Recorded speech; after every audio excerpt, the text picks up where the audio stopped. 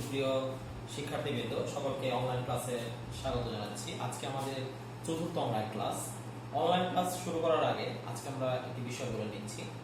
তোমরা সকলে অবগত আছো যে আমরা আমাদের একটি সংগঠন শুরু করেছি গত 2 এপ্রিল। সংগঠনটির নাম হচ্ছে স্বপ্নচূড়া। এই স্বপ্নচূড়া সংগঠন থেকে আমরা আগামী 13 এপ্রিল রাতে পহেলা বৈশাখ উপলক্ষে ধামরাই পৌরসভার 9টি ওয়ার্ডে প্রায় 50টি পরিবারকে, যারা গরিব এবং দিন আনে দিন খায়, এরকম পরিবারকে সহায়তা করব। তো আমরা সহযোগিতার হাত বাড়িয়ে দেওয়ার জন্য বলেছি। আশা করি তোমরা সকলে সহযোগিতার হাত বাড়িয়ে দিবে। আজকে পর্যন্ত প্রায় 12,000 টাকার মতো উঠেছে। আমাদের টার্গেট 20,000 টাকার একটি ফান্ড তৈরি করব। তো তোমরা সকলে সহযোগিতার হাত বাড়িয়ে দিবে। আমাদের বিকাশ নম্বর 0192187245। আমি আবার বলছি 0192187245। এছাড়া যে কোনো প্রয়োজনে তোমরা আমাদের হটলাইন নাম্বার স্বপ্নচূড়ার, সেখানে ফোন দিতে পারো বিভিন্ন তথ্যের জন্য। নাম্বারটি লেখো 01765297121। আমি আবার বলছি 01765297121। যাই হোক, আমরা আজকে অনলাইন ক্লাসে চলে যাই। আজকে আমাদের অনলাইন ক্লাসটি নিব অনার্স চতুর্থ বর্ষের উপরে। অনার্স চতুর্থ বর্ষের ছাত্রছাত্রীরা যারা নতুন চতুর্থ বর্ষে উঠেছে, কারণ আমরা জানি সম্প্রতি অনার্স তৃতীয় বর্ষের পরীক্ষা শেষ হয়েছে, ছাত্রছাত্রীরা এখনো অনেকে বই কিনেনি বা এখনো অনেকে পড়াশোনা শুরু করেনি। তাদের জন্য আজকে আমাদের প্রাথমিক ক্লাস। প্রাথমিক ক্লাসে আমরা প্রথমেই বইয়ের যে লিস্টগুলো আমার পেছনে বোর্ডে আছে, আমরা দেখতে পাচ্ছি এই বইগুলো আমরা বাজার থেকে কিনবো এবং এই বইগুলো কিনে পড়াশোনা করব। এছাড়া আমরা জানি যে এখন নীলক্ষেত বন্ধ বা করোনা ভাইরাসের কারণে দেশের অবস্থা স্থিতিশীল হওয়ার কারণে, অস্থিতিশীল হওয়ার কারণে, আমাদের বিভিন্ন দোকানপাট বন্ধ হওয়ার কারণে আমরা পড়তে পারছি না। আমরা তারপরেও সর্বোচ্চ চেষ্টা করব, যদি পুরাতন বই সংগ্রহ করা যায়, একটি বা দুটি হলেও আমরা এই বইগুলি সংগ্রহ করে পড়াশোনা শুরু করব। আমি আসি যে আমাদের অনেকে সাবজেক্ট সম্পর্কে অবগত নই। আমরা সাবজেক্ট সম্পর্কে একটু অবগত হই এবং কোন বই কিনবো সেগুলো আমরা একটু দেখি। আমাদের প্রথম যে সাবজেক্ট সেটা হচ্ছে মুদ্রা, ব্যাংকিং এবং অর্থায়ন। মুদ্রা, ব্যাংকিং, অর্থায়ন। ডক্টর নুরুল ইসলাম এবং আবুল খায়েরের বই আমাদের খুব জনপ্রিয় অর্থনীতিতে আমরা জানি, এবং এটি আমরা অনার্স প্রথম বর্ষ থেকে পড়ে আসছি বিভিন্ন ক্ষেত্রে। তো আমরা এই বইটি, আমার কাছে এটা হলো পার্সোনালি আমার একটি অভিমত, এখানে অনেকের অনেক ভেরিয়েশন থাকতে পারে এবং বই কেনাটা সম্পূর্ণ তোমার ব্যক্তিগত ব্যাপার। এখানে আমি পার্টিকুলারলি এই বই কিনতে হবে এটি আমি বলছি না, কারণ এটা অনেকটা আসলে বইয়ের যে দোকান মালিক বা বইয়ের যে প্রকাশনী তাদের কথা বলা হয়ে যায়, কিন্তু এটা আমি বলছি না। আমি বলছি যে এই বইটি আমার কাছে ভালো লেগেছে, এটা সম্পূর্ণই আমার ব্যক্তিগত অভিমত, তারপর বাকিটা তোমাদের ইচ্ছা। মুদ্রা, ব্যাংকিং এবং অর্থায়ন, ডক্টর নুরুল ইসলাম এবং আবুল খায়ের। 2 নম্বর আমরা যে বইটি দেখছি শিল্প অর্থনীতি, এটি একরামুল হক। এই বইটা আমার খুব ভালো লেগেছে। আন্তর্জাতিক অর্থনীতি তোমরা থার্ড ইয়ারে পড়েছো, আন্তর্জাতিক অর্থনীতি 1। আমরা ফোর্থ ইয়ারে গিয়ে আন্তর্জাতিক অর্থনীতি 2 এই বইটি পড়ব। বইটির লেখক ডক্টর নুরুল ইসলাম এবং আবুল খায়ের, ওনার বইটি ভালো। 4 নম্বর গবেষণা পদ্ধতি, ডক্টর নুরুল ইসলাম এবং আবুল খায়ের। 5 নম্বরে জনসংখ্যা ও স্বাস্থ্য অর্থনীতি, এটিও সেই ডক্টর নুরুল ইসলাম এবং আবুল খায়ের বই তোমরা কিনতে পারো।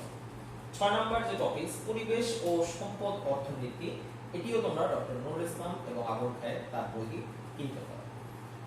7 নম্বর যে টপিক অর্থনৈতিক চিন্তাধারা, এটি মনোরঞ্জনদের বইটি আমার কাছে পার্সোনালি বা ব্যক্তিগতভাবে ভালো লেগেছে, তোমরা এটি দেখতে পারো, বইটি ভালো লেগেছে।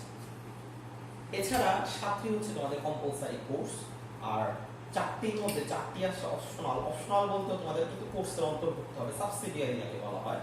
আমাদের 4টার মধ্যে আমাদের অর্থনীতি বিভাগে আমরা 2টিকে রেখেছি।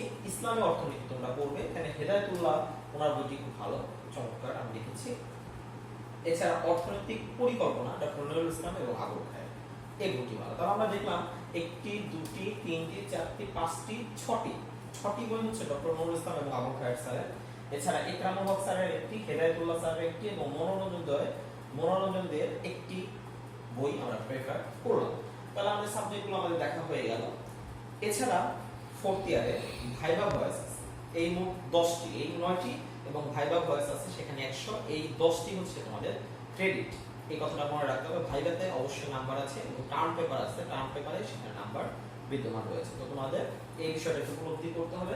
এবং তোমরা জানো যে ফার্স্ট ইয়ারে তোমরা 6টি সাবজেক্ট পড়েছো, সেকেন্ড ইয়ারে গিয়ে সেটি 7টি হয়েছে, থার্ড ইয়ারে গিয়ে 8টি হয়েছে, ফোর্থ ইয়ারে গিয়ে কিন্তু সেটি 9টি হয়েছে। তো বি কেয়ারফুল এবং খুব ভালোভাবে ফোর্থ ইয়ারে পড়াশোনা করতে হবে। হ্যাঁ, একটি বিষয় সুবিধা আছে, ফোর্থ ইয়ারে গাণিতিক টার্মের বই খুব কম, কিন্তু এখানে কিছু কিছু বিষয় আছে খুব টেকনিক্যাল, যেমন মুদ্রা, ব্যাংকিং, অর্থায়ন।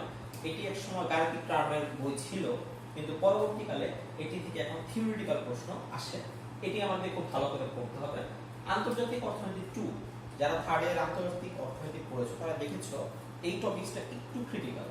সো এই টপিকসটা তোমাদের একটু ভালো করে পড়তে হবে। এছাড়া বাকি যে টপিকসগুলো আছে তোমরা মোটামুটি ভাবে পড়লেই ইনশাআল্লাহ কি ভালো ফলাফল করতে সক্ষম হবে। তো আমরা একটু প্রাক আলোচনায় আসি। মুদ্রা, ব্যাংকিং এবং অর্থায়ন 3টি টপিকসের সমন্বয়ে এটি গঠিত। মুদ্রা আমরা জানি যা আমাদের বিনিময়ের মাধ্যম হিসেবে ব্যবহৃত হয় তাকে আমরা মুদ্রা বলি। মুদ্রা আমাদের বিনিময়ের মাধ্যম হিসেবে ব্যবহৃত হয়। মুদ্রা যেমন বিহিত মুদ্রা আমরা পড়েছি, সসীম বিহিত মুদ্রা, অসীম বিহিত মুদ্রা। এখন আমার কাছে যে টাকা আছে 10 টাকা, 500 টাকা, 50 টাকা, এগুলোকে বলা হয় অসীম বিহিত মুদ্রা। এবং সসীম কোনটা, যেটা হচ্ছে 25 পয়সা, যেটা 50 পয়সা, যেটা আমি কোনো কাজ করতে পারি না। এই মুদ্রার বিভিন্ন সেক্টর নিয়ে এই বইটা আলোচনা করেছে। ব্যাংকিং সেক্টর নিয়ে বইটা আলোচনা করেছে। ব্যাংকিং সেক্টর বলতে আমাদের দেশের বিভিন্ন ধরনের ব্যাংকিং সেক্টর আছে। আমরা জানি যে কেন্দ্রীয় ব্যাংক, বাংলাদেশের কেন্দ্রীয় ব্যাংক হচ্ছে বাংলাদেশ ব্যাংক। কেন্দ্রীয় ব্যাংকের পাশাপাশি আমাদের দেশে বিভিন্ন ধরনের বাণিজ্যিক ব্যাংক রয়েছে, যেমন সোনালী ব্যাংক, অগ্রণী ব্যাংক। এছাড়া বিশেষায়িত ব্যাংক রয়েছে, যেমন বাংলাদেশ কৃষি ব্যাংক, রাজশাহী পল্লী উন্নয়ন ব্যাংক, পল্লী উন্নয়ন বোর্ড, যেখান থেকে মানুষকে ঋণ দেওয়া হয়। তো এই ব্যাংকিং বিভিন্ন সেক্টর, এছাড়া বাংলাদেশে সরকারি এবং বেসরকারি বিভিন্ন ধরনের ব্যাংক রয়েছে এবং বিভিন্ন এনজিও রয়েছে। এই সমস্ত সেক্টর নিয়ে আলোচনা করে, যেটাকে আমরা বলেছি ব্যাংকিং সেক্টর। এরপর অর্থায়ন। অর্থায়ন হচ্ছে যে কোনো কাজে অর্থ নিযুক্ত করা। আমি যখন একটা প্রকল্প নিব সেখানে যে অর্থ নিযুক্ত করবো সেটাকে আমরা বলে থাকি যে অর্থায়ন। তো এই অর্থায়ন নিয়ে আলোচনা করেছে এই টপিকটি, তাহলে সেটাকে আমরা বলবো অর্থায়ন।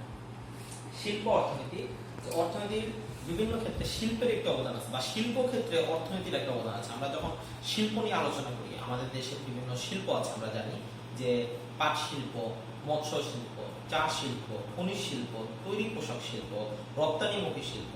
তখন এই অর্থনীতির একটা বিশাল অংশ এখানে চলে আসে, এবং যেটি নিয়ে আলোচনা করা হচ্ছে আমাদের শিল্প অর্থনীতি।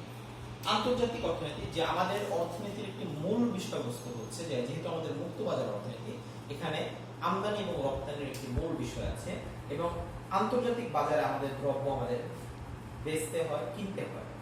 এই বিষয়গুলো নিয়ে বিভিন্ন সেক্টর নিয়ে আলোচনা করা হচ্ছে আন্তর্জাতিক অর্থনীতি এই বইটি। অর্থনীতির বিভিন্ন সেক্টর নিয়ে আমাদের অনেক সময় গবেষণা করার প্রয়োজন হয়। এই গবেষণা করার জন্য কিছু পদ্ধতি রয়েছে, যে পদ্ধতি অনুসরণ করে আমরা গবেষণাটাকে এগিয়ে নিতে পারি। আমরা অনেক সময় অনেকে পিএইচডি করে থাকি, অনেকে এমফিল করে থাকি, কিন্তু আমরা আসলে জানি না যে গবেষণাটা কিভাবে করতে হয়। আমাদের প্রথমে রিসার্চ প্রপোজাল করতে হয়, তারপর সেটাকে এগিয়ে নিতে হয়। এই সমস্ত কিছু নিয়ে যে বইটি আলোচনা করে সেটি হচ্ছে গবেষণা পদ্ধতি। আমরা জানি বাংলাদেশের জনসংখ্যা অনেক বেশি। বাংলাদেশ ছোট্ট আয়তনের দেশ, অথচ প্রায় 165 মিলিয়ন জনসংখ্যা বসবাস করে। এই জনসংখ্যা কিন্তু জ্যামিতিক হারে বাড়ে। ম্যালথাস একটি কথা বলেছিলেন যে খাদ্য উৎপাদন বাড়ে হচ্ছে গাণিতিক হারে, আর জনসংখ্যা বাড়ে হচ্ছে জ্যামিতিক হারে। এবং এই বিশাল জনসংখ্যার স্বাস্থ্য নিয়ে গবেষণা করে যে অর্থনীতি, সেটা হচ্ছে জনসংখ্যা এবং স্বাস্থ্য অর্থনীতি। যে এই বিশাল জনসংখ্যার স্বাস্থ্যকে আমরা কিভাবে ঠিক রাখতে পারি, এটি নিয়ে আলোচনা করে জনসংখ্যা এবং স্বাস্থ্য অর্থনীতি। আমাদের দেশে অনেক ধরনের সম্পদ আছে, আমাদের খনিজ সম্পদ আছে, আমাদের গ্যাস আছে, এবং সেটা আমাদের পরিবেশের উপর কি ধরনের প্রভাব বিস্তার করে সেটি নিয়ে যে বইটি আলোচনা করে সেটি হচ্ছে আমাদের পরিবেশ এবং সম্পদ অর্থনীতি। অর্থনৈতিক চিন্তাধারা, আমাদের অর্থনৈতিক বিভিন্ন চিন্তাধারা আছে। অর্থনীতি সম্পর্কে এক একজন এক এক ধরনের ব্যাখ্যা দিয়েছে। আমরা যদি আলফ্রেড মার্শালের ব্যাখ্যা যাই একরকম পাবো, আমরা যদি এল রবিনসের ব্যাখ্যা যাই একরকম পাবো, আমরা যদি কার্ল মার্কসের ব্যাখ্যা যাই একরকম পাবো। তো অর্থনীতি নিয়ে বিভিন্ন সময় বিভিন্ন অর্থনীতিবিদগণ বিভিন্ন ধরনের বর্ণনা বা ব্যাখ্যা দিয়েছে। এখানে ক্লাসিক্যাল অর্থনীতিবিদদের সূচনা হয়েছে, এখানে নিও ক্লাসিক্যাল অর্থনীতিবিদদের সূচনা হয়েছে, এখানে কেইনসীয় অর্থনীতিবিদদের সূচনা হয়েছে, এখানে আধুনিক অর্থনীতিবিদদের সূচনা হয়েছে। তো এই সমস্ত অর্থনৈতিক চিন্তা নিয়ে যে বইটি আমরা পড়ব সেটি হচ্ছে অর্থনৈতিক চিন্তাধারা।